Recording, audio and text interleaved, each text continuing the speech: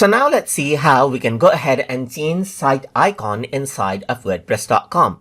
So if I were to go around over here onto my page right here, let me just go ahead and visit out the site. You can see that this is the default site icon, that is the WordPress icon right here. But if I want to go ahead and change that out, then I can simply go around onto the settings, then I can go to general right here, and then click on the site icon button right here.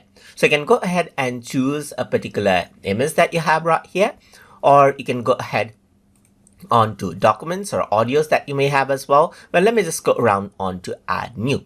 So once I go ahead and do that, it opens up my Explorer window. So now I can simply go around and choose the site icon that I want. So in my case, I'm simply going to upload out the YouTube logo, as you can see right here, and click on continue right here. It also allows me to rotate it out and correct the site icon as you like. Then I'm just going to go around and press done because I don't want to make any changes. So once I go ahead and do that, you can see that the site icon changes out right here. And if I were to go around and click here and then click on visit site right here, just like this, you can see that the site icon changes around over here as well.